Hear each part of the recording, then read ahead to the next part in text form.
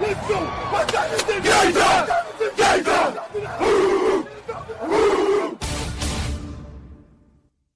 be a football game tonight now. No doubt. It's gonna be a football game here. Okay. I done been here. All right, let's go, baby. 9.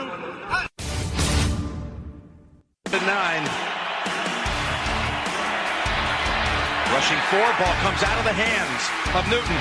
It's on the ground, and it's still on the ground. Picked up by T.J. Ward at the 4-yard line. Vaughn Miller did it again.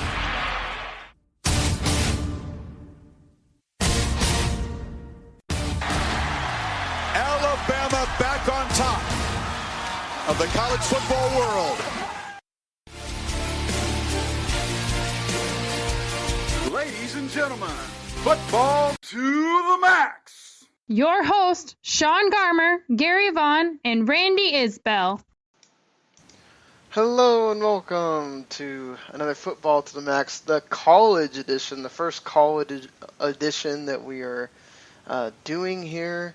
We may take a week off possibly before the season starts because I think the previews didn't line up totally right, but we are continuing our previews here, and a big preview happening, the Big 12.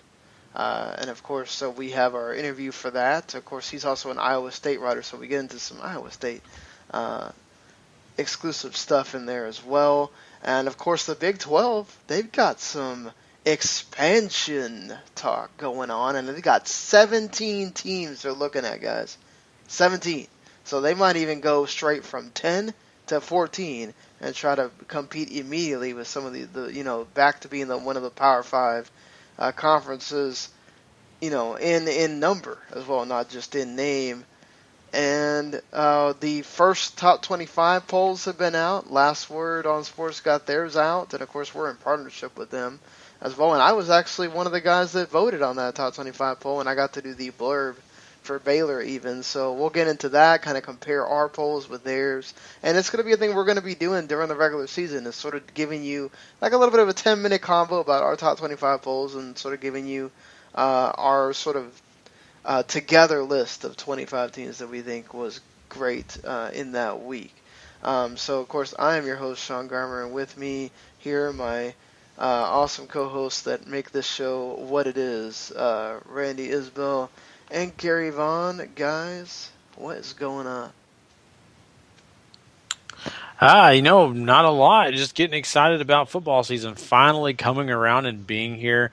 I of course, besides watching all the preseason games, I've been catching up on a few things in pop culture, like Stranger Things. I thoroughly enjoyed my weekend, just basically watching every episode as much as I could. So that was kind of a nice, relaxing time. And then, of course, I got a chance to watch some football. So all is right in the world for me right now. Ready? Sean, I just want to double check. Did you say they were looking at 17 teams or 117 teams? Yeah. Because if it was 117, then Idaho would have a chance. But if it's only 17, then they don't quite have it yet. I think there might even be an 18 team. I saw on Twitter that Arkansas State is also being considered. It's not. That wasn't, I think, on the list originally. But yeah, so I don't want to delay any further into the first thing we're going to do here, which is go into our preview of the Big 12, talk about our standings. Our interviewer or interviewee does get into some of the expansion talk with me as well, so we'll get to hear his thoughts on that, and then we'll give our thoughts on the Big 12, the standings, then we'll get into the expansion talk, and then we'll talk about our polls. So here is Last Word on Sports writer for Iowa State. He also writes about motorsports stuff too, not just college football, and in the Big 12, Connor Ferguson. Here we go. Hello, and I am here with Connor Ferguson, Last Word on Sports writer for Iowa State and Big 12 college football. How are you doing today, Connor? I'm doing great. What about you, Sean? Doing good. You also, I've seen you write about motorsports and stuff too. Yeah, I do a little bit of everything, just whatever I can get to in the state of Iowa. So. Pretty cool, pretty cool. So, speaking of Iowa State here, they have a new coach in Matt Campbell. Lots to talk about his recruiting class and everything. I mean, what does he bring to the team that they were missing the last few seasons? Matt Campbell just brings a new energy. It's really impressive to see all the stuff on social media he's doing, showing practice highlights every week. They've done different videos. I mean, some of their graphics have been below average, not like, I'm not trying to harp on them or anything, but there's some stuff where it's like, you probably didn't need to put that one out there. But it's really cool to see Campbell come in and kind of change the culture of the program. It's bringing a new energy to Ames.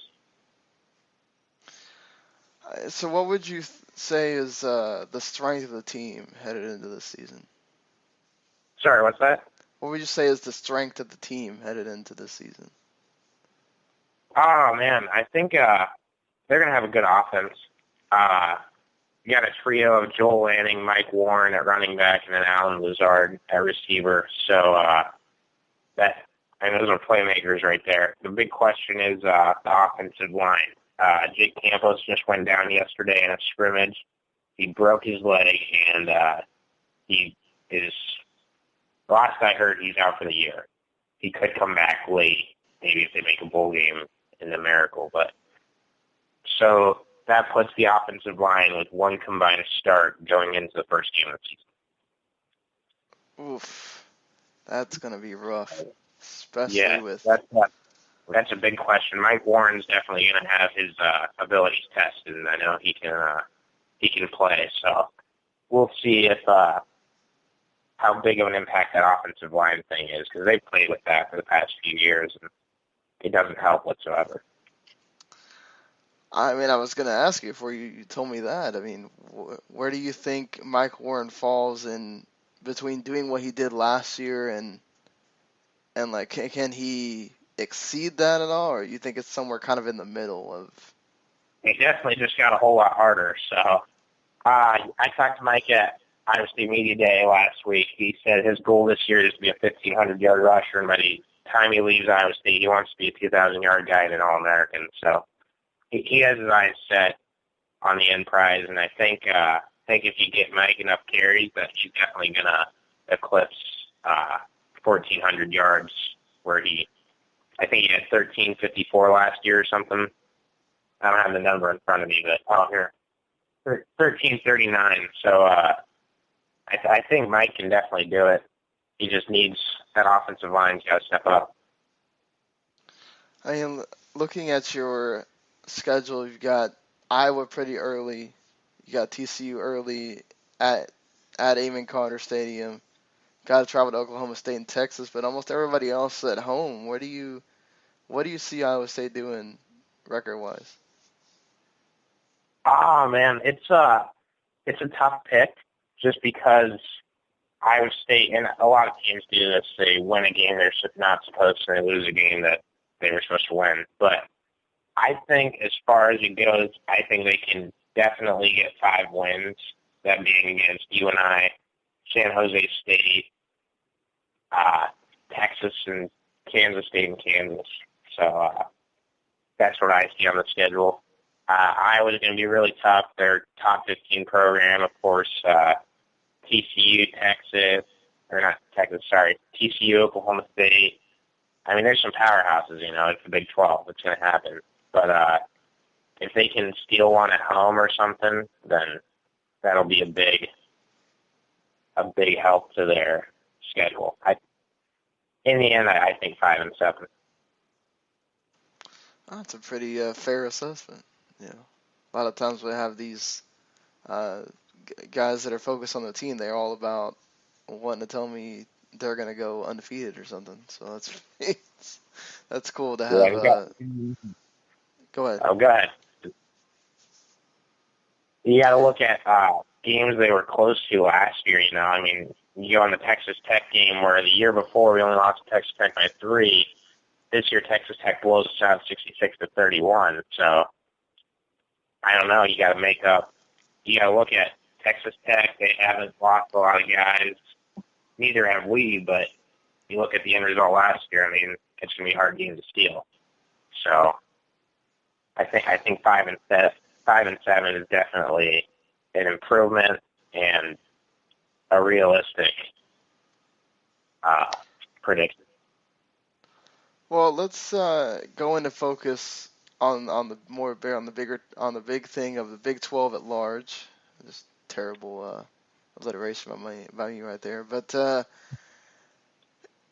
they decide this year to finally go with the conference championship game. What took them so long?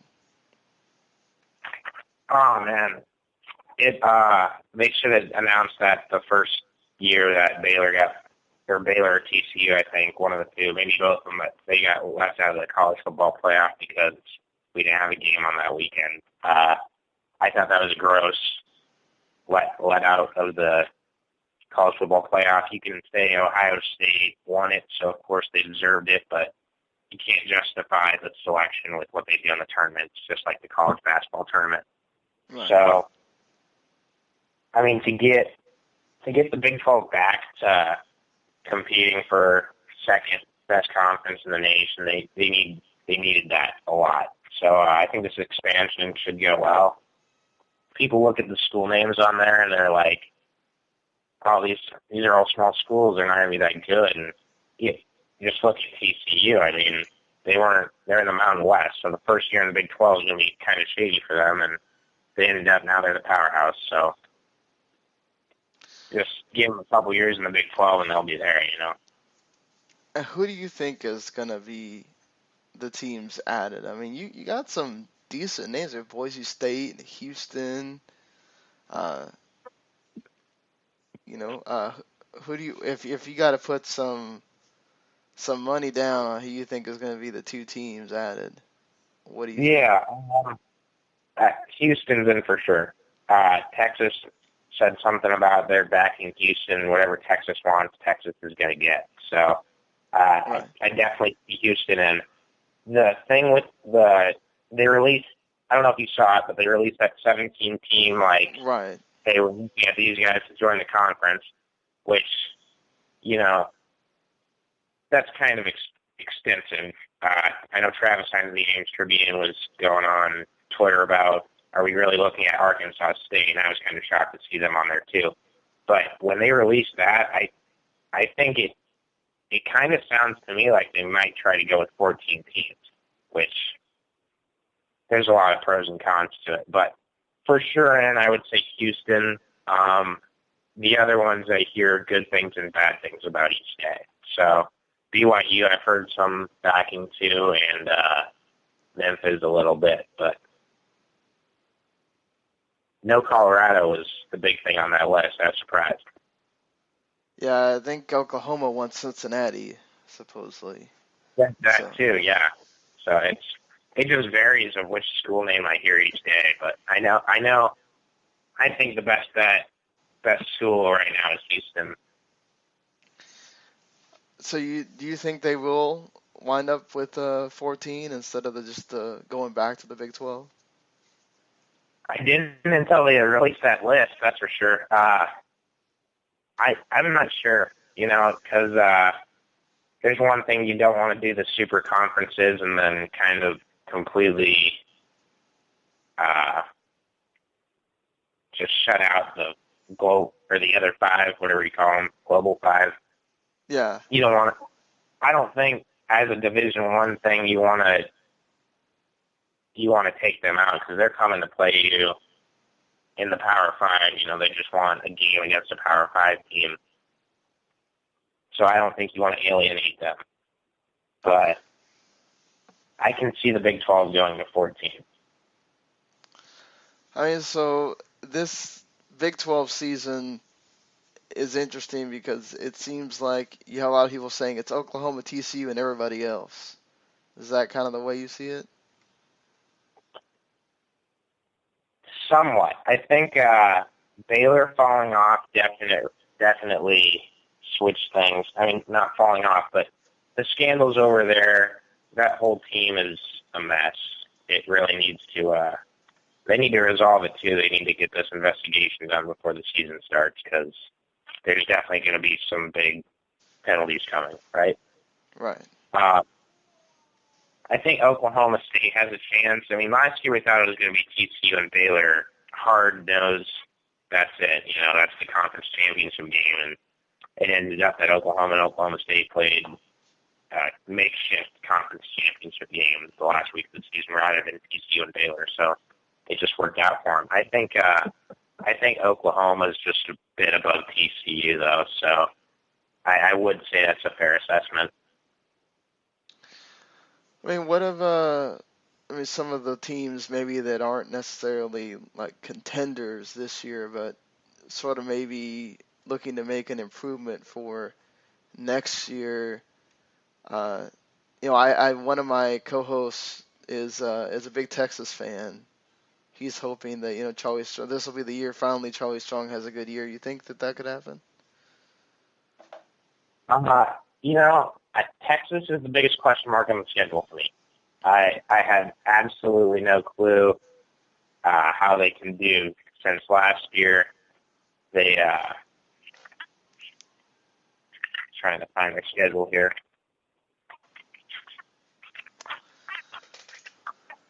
Since last year, they finished 5-7 and got shut out by Iowa State at Jack Trice. That was kind of shocking, especially with that Oklahoma upset they had earlier that year. So, they're just such a big question mark that I think I didn't have them on my list of that surprise team, but they can definitely do it for sure.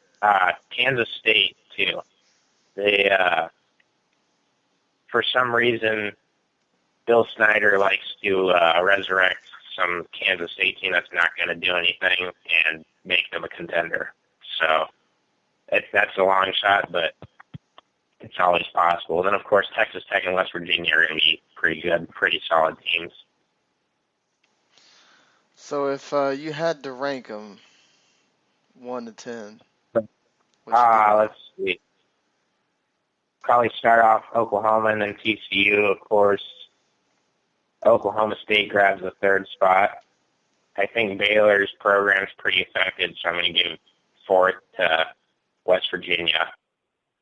Baylor will take the fifth spot, and then Texas Tech, K-State, Iowa State, and Kansas. Actually, I'd probably put Iowa State in front of Kansas State. So I'm going to contradict myself that I know Kansas State can surprise, but that is just that's also a question mark. Yeah, because it seems like they're very defense-oriented this year. So they're going to be relying on their defense to actually win the games more than the offense. Which, go ahead. Sometimes it works, It's right. Just modern day it's being shoved out a little bit. So you have Oklahoma winning the Big 12 then? I think Oklahoma with Baker Mayfield and Samaje Perine, definitely. They're the most complete team. They did lose Sterling Shepard, but I think they'll be all right. Do they do well enough to get into the college football playoff, or is this a situation where the teams kind of beat each other up? I think they definitely get into it. You got to think that they can't get in with 2 losses, so can't lose in non-conference, and then that gives you some space to lose in conference to an upset, probably. So I think that first Houston game is going to be huge for them. They need to, they got to realize that that's their college football playoff, that game is going to be back in the resume books as long as Houston stays as good as they were last year. Yeah, for sure. That game is going to be big for both teams. Houston, what they can do in their conference, and Oklahoma wanting to make sure they can get off to the good start. So you think you see Oklahoma maybe in the title game, or do they lose in that first First playoff Yeah, game. that's good because they have a reputation for not living up to expectations. It's really gonna be decided on who they play. I think if they can somehow get the number 1 seed, they'll go on. I think if they're in that 2-3 or that 4 seed, I don't know if they can get through just because. I mean, you saw how they played against Clemson. There's a few plays where they just blew the game on them. So. And just before we finish this, to tie it back to Iowa State, do you have a player that maybe people aren't talking about, aren't thinking about too much, that you think might be sort of the breakout guy this year? That is a great question. Looking at the roster right now, I've heard some good things about David Montgomery. I think Julian Good-Jones at center is going to surprise a lot of people. He's a big kid, redshirt freshman, so I think he'll step up and kind of help lead the offensive line a little bit. Payne Seeley at middle linebacker for the Cyclones. He's coming in, starting his first year, or not start. He's returning starter, but he's going to fly around in the backfield there, and Iowa State should have a good linebacker core with him, Willie Harvey, DeAndre Payne. All right, Connor, you've answered all of our questions here. I want to say thank you for helping us out, man. I appreciate it. Thanks for having me. All right, well, you have a good one, sir. You too. All right, that was Last Word on Sports, Connor Ferguson, talking Iowa State and the Big 12, of course. Guys, it seems kind of clear-cut who the top tier is, but everything else is kind of a smorgasbord. Yeah, it is. It's very interesting, and I follow the Big 12 probably closer than I do any of these, conferences, but that's just because my favorite team out of college football is involved. But, it's still, I even say there's some big question marks in that top list. Sure. There are some clear favorites, but I still think that there are a few things not perfect about some of these teams, and it could just be, one or two situations, injuries, coaching situations that really cause some of these teams to fall out of grace and find themselves in the lower tier. So I just think it's very interesting. I really do. This year is one of the biggest question marks for me when it comes to this conference. Randy? Yeah, as far as this conference goes, I think you said it right. This is very top-heavy. We're going to be looking at 3, maybe 4 teams battling it out for the top spot. But mostly, to me, it's 1, maybe 2. There's not much that I'm questioning as far as who's going to be here at the end of the season, I think. Yeah, guys, we got to do those. Standings, 1 to 10. The last time we probably get to do it, because next year they'll probably have a lot more teams. What are you thinking here? Gary, this is your conference. Go for it. All right. I can't wait because I'm going to shock the world. Okay, so I will, Randy usually starts at the bottom. I'm going to start at the top this time just because I just think it feels like I need to right now. I do think that Oklahoma is a clear favorite. I'm not going to disagree with anybody. I'm not going to take that leap and bound. It's obvious, Bob Stoops, he finds a way to make things happen up there, and they had some great talent last year, and I don't think they lost too much. They've got a lot going for them. So the Sooners are going to be at the top of this conference.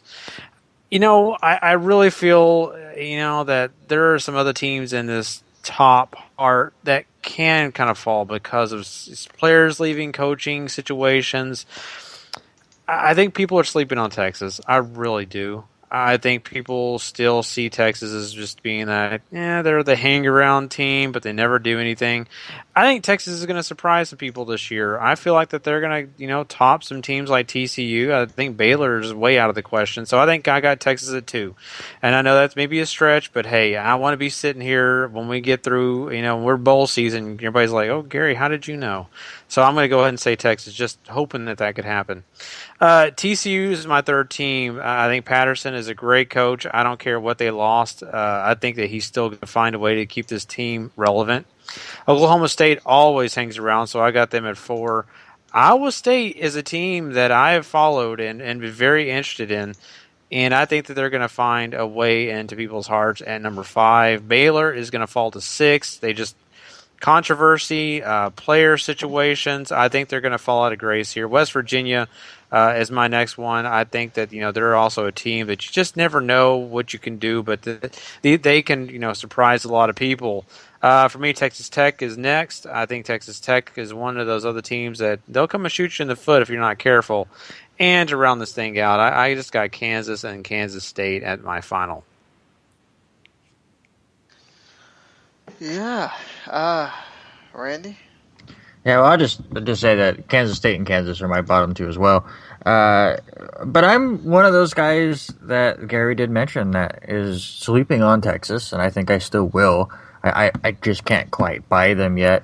I'll start at the top since Gary did. Oklahoma for me at number 1. I actually like Oklahoma State a lot more than Gary. I have them finishing second. I loved the way they started last year, most of the defense coming back. I think that's what I go for in a lot of these middle-tier teams is who has the better defense, and that's it for me. I have Baylor third. They'll probably drop before the season starts, but I'm still kind of waiting to see what kind of punishments come down, if it's going to happen this year or next year, or all that big drama. So I'm not going to drop them a ton. I'll have them 3. TCU 4. I agree with the West Virginia talk and having them move up a little bit, but I can't get them higher than 5th. I have Texas Tech 6th, Texas 7th, and then Iowa State, Kansas State, and Kansas at the bottom.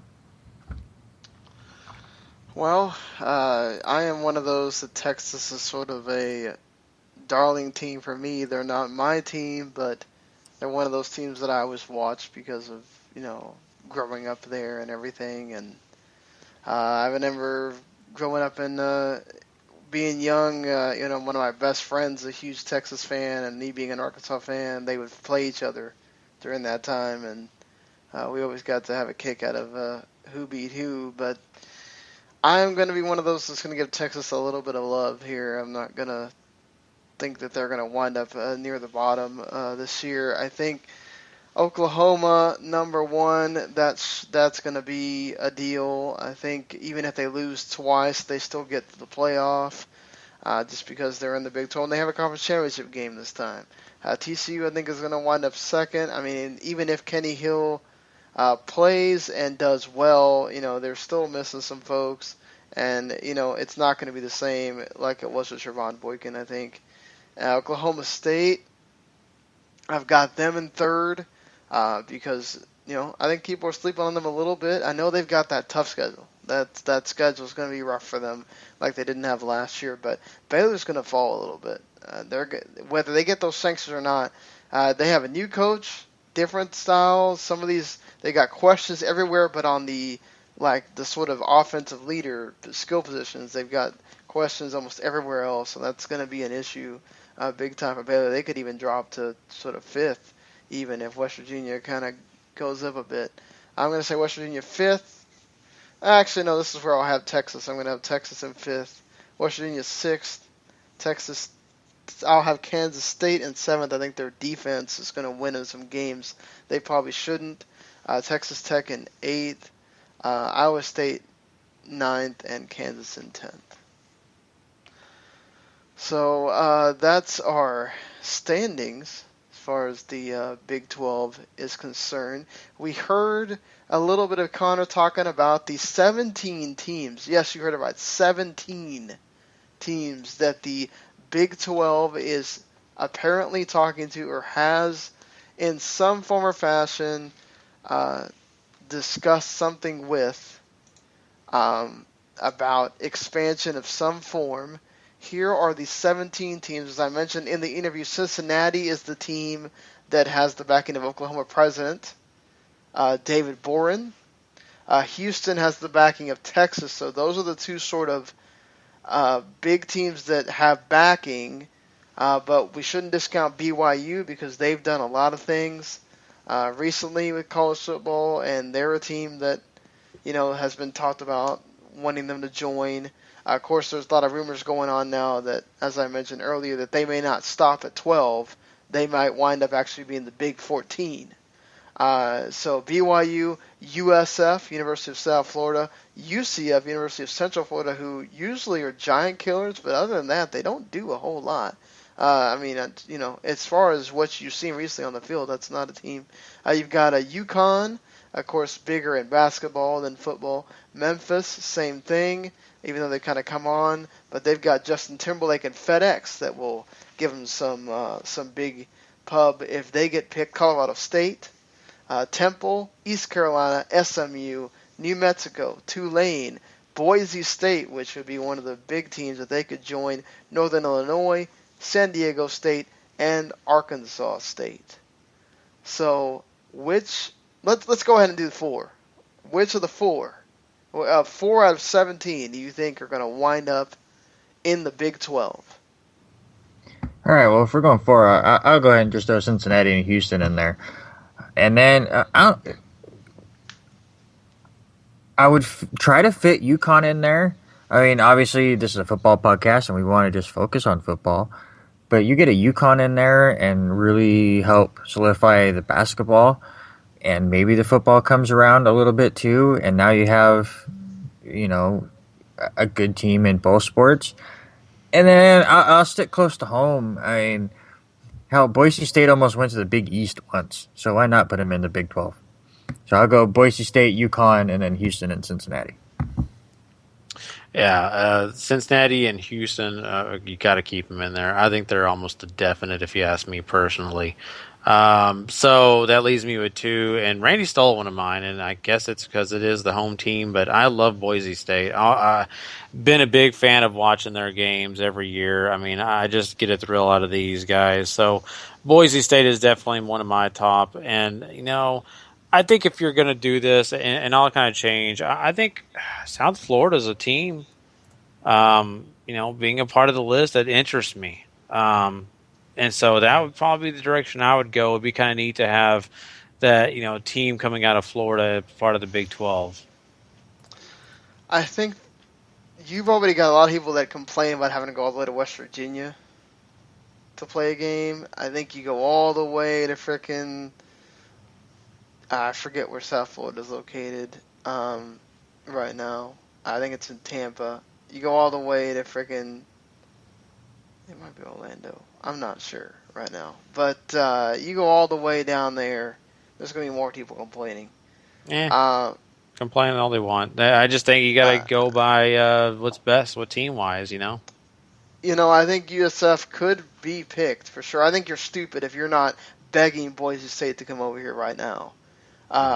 Boise State, as far as what they have been able to do, and continue to be powers wherever they are, is amazing. The blue field, the rivalry again, to have that with TCU. I mean, it's made to bring them in with all these teams. I think Cincinnati and for sure Houston is a lock. Houston, just out of all of them, they're gonna be a lock to be brought into this. Brandy brings up a great point about UConn as far as what they're going to do for you basketball-wise. I wouldn't sleep on Northern Illinois either. They've been able to do a lot in the MAC, and it's a conference that we'll talk about next week, along with I think Conference USA. That man, they've done a lot for being in the MAC division champs so many times, or conference champions so many times. I think we might see Northern Illinois get the slot in there. And not a bad team. If they're going to complain about traveling, they could always just pick SMU. Put them in there, even though not God. a great program. I mean, if they're gonna, not want to stop at Quick Trip twice, I mean, they're gonna have to do something, right? So there you go. Don't pick SMU for God's sakes. Come on, you don't want the ponies? Come on. No, just controversy can swirl. So let's move on to our preseason top 25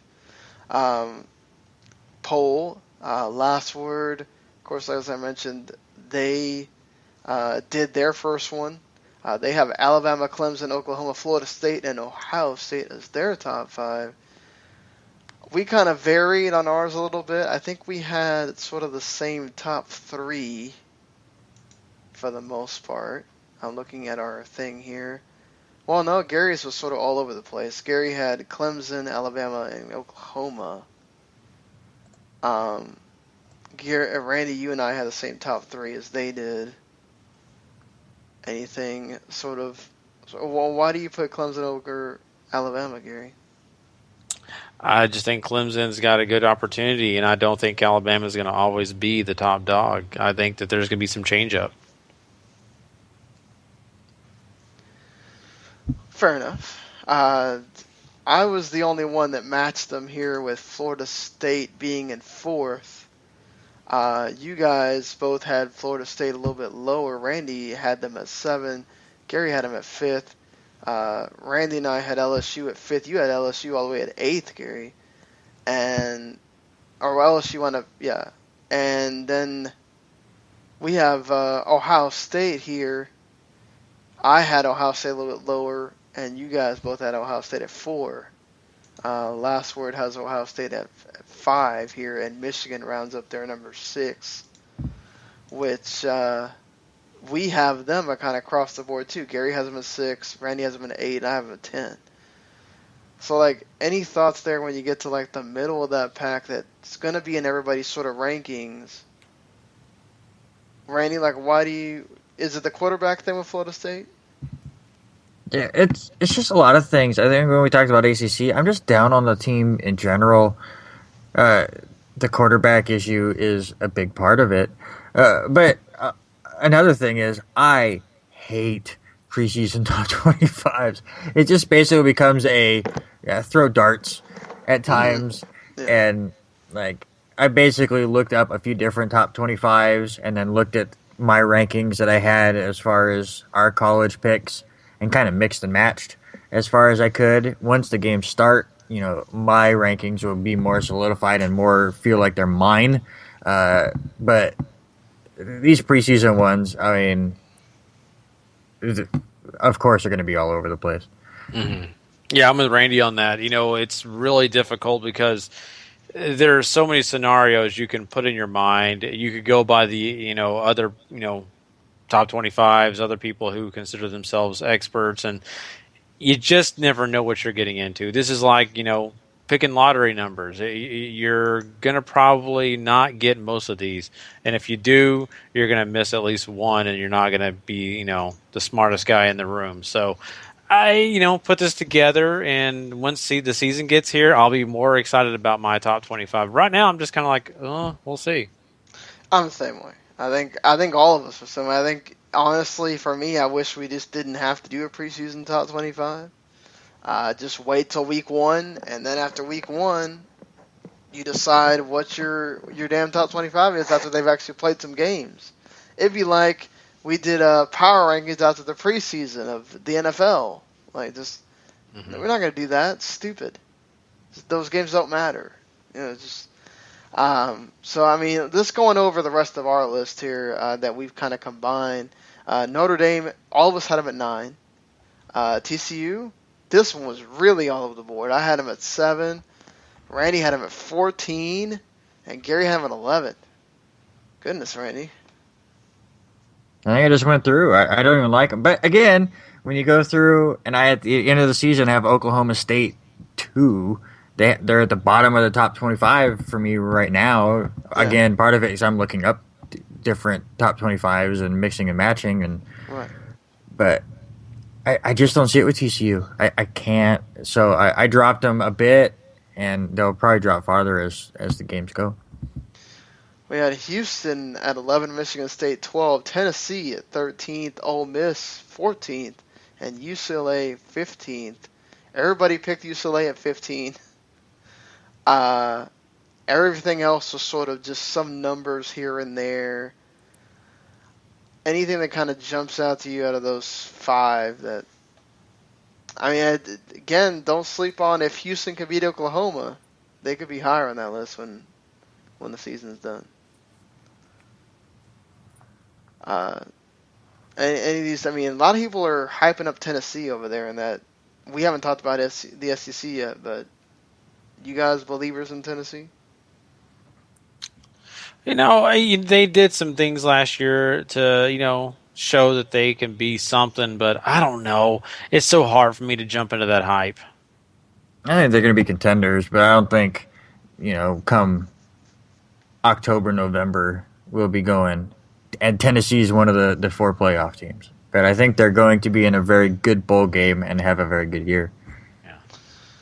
North Carolina, I think the team that all of us picked to be the ACC champions at 16, USC at 17, Washington, which seems to be the darling of the Pac-12 right now, at 18, Georgia, 19, Iowa, 20. Anything you guys want to say about those 5? All right. Iowa's an interesting team, but you just don't jump in, thinking that they're going to do much more than that. So, for these, I think they're right about where they should be.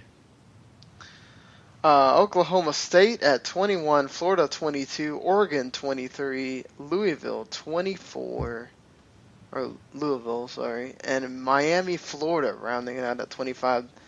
I think Randy was the only one that ranked Baylor, so they're right there at 26. I didn't think Baylor needed to be ranked after all the stuff that's gone on, and I just think they got a lot of questions. But, this is sort of going to be a weird thing with, will Florida sort of bounce back, Oklahoma State with that schedule, Miami, Louisville, anything you guys want to say here about the bottom 5? Yeah, like we said earlier in this podcast, I still have Baylor up here a little bit. I'm still waiting to hear all the stuff that goes down, so I'm not ready to just, yank the floor out from under them just yet, because we've seen it a few times where college football is slow on the gun, and all of a sudden all the effects happen next season, or not at all. So I think Baylor is a great team, just full of just ridiculous drama and awful decisions and terrible leadership. And behind the scenes is awful, but on the field they're a good team. We'll just kind of see what happens. Yeah, Miami's just a team to watch out for. That's all I'll say. All right, well, that's going to do it. I mean, look, it's preseason top 25. Don't have a ton of talk about there. Again, once the season starts and this college football edition really is going to mean something, and we're going to have some debates based off of actual footage of games to talk about, it'll be a lot more fun to discuss. But yeah, that'll do it for our first college edition. Like I said, next week we'll be doing the MAC, and we'll be doing the Conference USA. And then we'll round everything out with the SEC the week after that. So that'll do it for this here. Make sure you check out everything on the WTM Network. Subscribe. If you haven't, you can subscribe to this podcast as well on iTunes and Stitcher and everywhere else there are podcasts. And, of course, if you like the NFL side of things, we'll have both of these here on demand for you, where we'll be recapping the first week of the NFL preseason, talking about some big injury woes that might have happened, and a few other things as well in there. But we're kind of giving you a little bit of a taste of what to expect as we try to iron out how we're going to do this when week 1 comes around. Of course, we have Game Pass. We try to watch all the games. And, of course, the format with the 40-minute, 45-minute games, not the everybody watching 3-hour games. Who has time for that? But, yeah. Until next week, And don't forget on the Friday morning podcast, when we continue our previews, we'll be doing the NFC North. So, all right, everybody, later.